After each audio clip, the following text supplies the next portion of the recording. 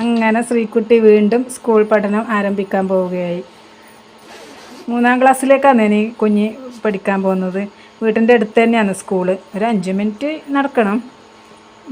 മോളിതാ പുസ്തകമെല്ലാം ബാഗിൽ വെച്ച് തയ്യാറായിക്കൊണ്ടിരിക്കുകയാണ്. ശ്രീകുട്ടീനെ കൊണ്ടാക്കാൻ വേണ്ടിയിട്ട് സ്കൂളിലേക്ക് പോവുകയാണ്. അതാ ഞാനാണ് ആ പുറകെ തന്നെ ഓടുന്നത്. ഞാനും ശ്രീകുട്ടിയുടെ അമ്മയും കുക്കുവാണ് പോകുന്നത്. മോളെ സ്കൂളെത്തി.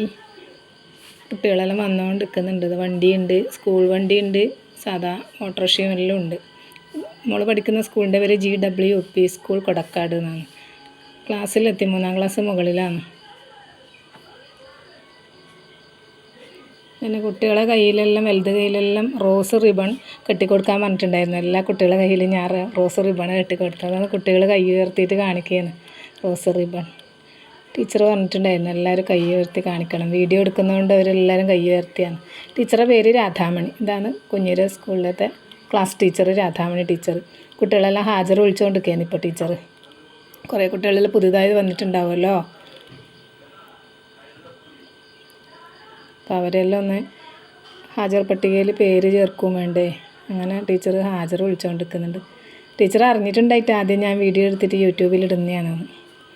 പിന്നെ രണ്ടാമത്തെ ടീച്ചറോട് പറഞ്ഞതാണ് വീഡിയോ ഇടാൻ വേണ്ടിയിട്ടാണ്, യൂട്യൂബിൽ ഇടാൻ വേണ്ടിയിട്ടാണ് വീഡിയോ എടുക്കുന്നതെന്ന് പറഞ്ഞിട്ടുണ്ടായിരുന്നു.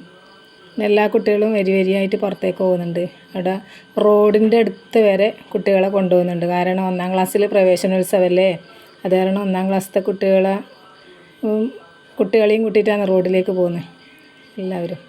1-ാം ക്ലാസ്സിലത്തെ കുട്ടികൾ ഫ്രണ്ടിലുണ്ട്.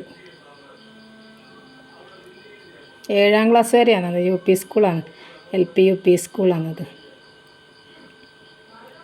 തൊപ്പി, ഈ പൂക്കൾ ഇതെല്ലാം ടീച്ചർമാർ ആക്കിയതാണ് കുട്ടികൾക്ക് കൊടുക്കാൻ വേണ്ടിയിട്ട്.